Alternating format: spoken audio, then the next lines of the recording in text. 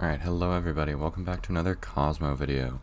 Today I'm going to be talking about my mouse setup after a couple months of use. A lot of questions that I get in the comments are, what's your main right now?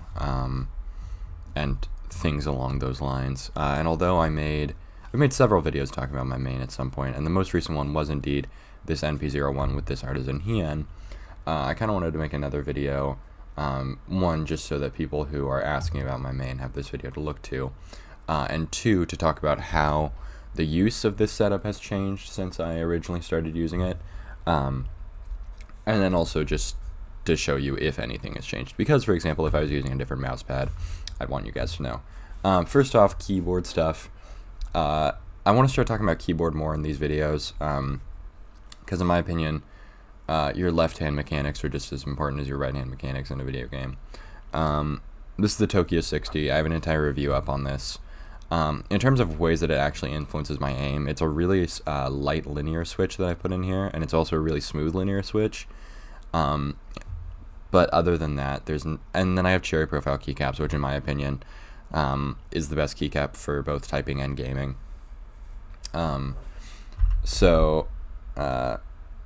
I don't really think that actually influences my gameplay that much, the keyboard. But if you guys have any questions, Tokyo 60, heavily modded, don't get me wrong. I actually have a video up on it though. So now getting into the mouse, I do still use the NP01. Something you might notice is that the grip tape has been taken off. The TLDR on the grip tape, at least the BTL grips that I had, was that they were really grippy right out of the box. And then I used them for probably about a week, and they were arguably less grippy than just the glossy texture. I'd compare it to, again, if any of you have the MX Master 3, the sort of rubberized feeling on this, like, there's texture to it, but it's not actually enough to, like, keep your fingers in place. And it wasn't even just, like, there was strictly upside with the grip tape, so not only was it not actually giving me much more grip, but I was still sacrificing some amount of grip width and some smoothness on the mouse, so I ended up just taking it off because it wasn't worth it. Other than that though, I did a video modding this mouse, and every other mod is still the same. I still do have my core pads and my Agile Cables paracord cable on this mouse. So everything that I did in that modding my main mouse video is still true except for the grip tape.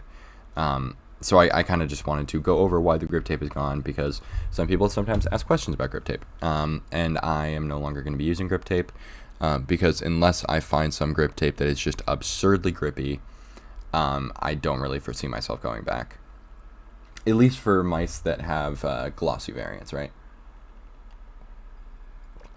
So in terms of the mouse itself, I have been off and on using the EC3, but that is primarily for content. I've been using the EC3 a lot. I mean, it is an interesting mouse to me, but I've been primarily using it because a lot of people want content on it, and when I am not able to make videos like every other day like I used to, it's more important to have banger videos every time I make one. So yeah, I am still using the EC3 off and on. In terms of this mouse, I am still really liking the shape. It's incredibly comfortable. The buttons are amazing. It's held up really well. I've been using it for about a month now, and it's not like the buttons have gotten any looser. The scroll wheel, again, it's really good for games. However, I use the Logitech MX Master 3 for all of my browsing, so the loudness of a scroll wheel does not change how good of a mouse it is for me. And if you are using a Zowie or Vaxi mouse and you go, oh, but the scroll wheel is just so loud, I can't use it for casual browsing, get two mice. It's actually just a game changer. But yeah, the mouse has been extremely comfortable. All the buttons have held up really well. I'm still aiming great with it. I don't quite know if this is the best I've ever aimed with a mouse. However, it is extremely good and also very comfortable. I'm quite confident that it is the best I've ever aimed with a mouse. However, I don't necessarily have the proof of that, right? Mousepad, still using the Artisan Hien Extra Soft Extra Large. This mousepad is just incredible. every single time that I try to switch to another mouse pad, I just end up after like a couple days just going, oh, I still wish I was using my hand, and I come back to this. I will say, at first, when I first got it, it was much more rough than it is now. I mean, you guys might have seen I have not been using my compression sleeve much because this mouse pad has just kind of broken in and it's a little bit smoother. It is still super fast. Like, in terms of actual feeling with the mouse, it feels the same. It's just the texture itself is a teeny bit smoother. It's still super fast, still super smooth, and I can still sort of dig into that pad for that stopping force. And that's something that's incredibly important. It feels like, God, I don't know how to make a good analogy, but like you have all of the speed of a speed pad while also having the stopping force of a control pad, meaning that at no point do I feel like I'm sacrificing control, but my movements are super clean, super fast, super crispy, because this mouse pad isn't pushing against me at all, but it does still give me the ability to stop whenever I want, and that's just amazing. That's not something I've found with another pad. I think those traits are less important the higher your sensitivity is, but for somebody like me who uses, by the way, I use 800 DPI and 3 sensitivity in Overwatch. I think in Valorant I use 0.3 by 800. So I use a pretty low sens. So somebody like me who uses a really high sens, the ability to have my movements be super fast but also have that stopping force is incredibly important, right? Because if I'm using a mouse pad like the Zowie GSR that is super, super slow, and I need to do 180, that right there is a 180 for me. But if I have any amount of force working against me, that 180 becomes slower and slower. And in Overwatch, a game where how fast you can do a 180 typically decides whether or not you die to a tracer, the difference in my 180 speed is very important, and this mouse pad gives that to me.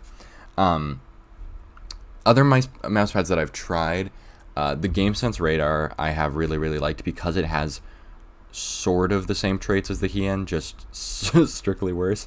It has the same look. Oh, fuck. I watched a house gaming video, and he refers to one as static and one dynamic friction. I forget which is which. But the GameSense Radar has the same thing where you can do quick turns but have that high stopping force, and that's really what I'm looking for in a mouse pad. I've tried out the Artisan Zero, but it ends up just being a Hien with more resistance. I've also tried out a Hayate Atsu, and it's just a slightly slower Hien. I'm kind of interested in that new Vaxi mouse pad because it's supposedly non-coded, and a non-coded GSR SE equivalent seems like an interesting option, but I heavily doubt that it's actually going to overthrow the Hien. Speaking of the Hien, every single time that I make a video with this mousepad, I get somebody in the comments asking, why is your Hien upside down? I made a whole video answering this. However, the reason that I do this is because one time a while back I saw a video of an Artisan roundup that was basically just saying, if you flip your Artisan mouse pads upside down, they're smoother. And I don't know if that's correct. It's probably placebo, but I've just been doing it that way ever since.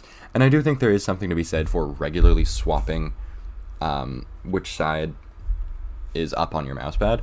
I don't know if any of you guys do this, but when I was a kid, I had a mattress cover, right? So I had my mattress and then a little thing on top that was like really, really plush that was more comfortable. And every time you switch your sheets, you're meant to flip that over because all of the padding gets compressed at the bottom. And it's kind of similar with this. Obviously, you're not doing padding, but if you are using your mouse like this and your arm is normally up here, you're going to be using up this part of the mouse pad a lot more than you are this part. So if you switch it every few months, you're going to be uniformly wearing the entire mouse pad. And that's going to mean that it wears more uniformly, which is super important. It's also going to mean that it won't actually last longer because all the fabric is still going to last as long as it normally would, but you're going to get more use out of the mouse pad because you are wearing the mouse pad more uniformly. So I think no matter what, regularly flipping which side your mouse pad is up is important. However, in terms of having it upside down, it's probably just placebo, but I saw it in a video when I first got my Hayate Atsu, and I've just been doing it ever since. Anything else I need to talk about? I don't really think so. This is my setup. I use the Zowie Kamade 2. It's just the best mouse bungee on the market. I did a video comparing it to other mouse bungees. And yeah, I think that is probably it. I hope that you guys enjoyed the video.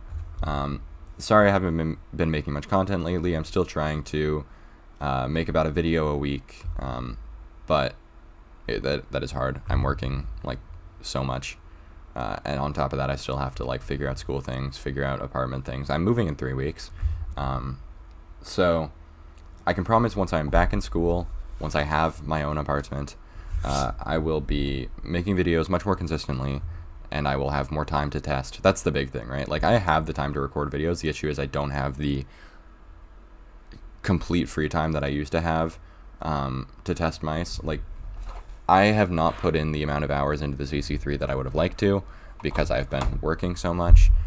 So I'm sorry about that, but I hope you guys like the videos nonetheless, and I will try to upload more and more whenever I can. So I hope that you guys enjoyed, and I'll make sure to see you all in the next video. Make sure to like and subscribe as well.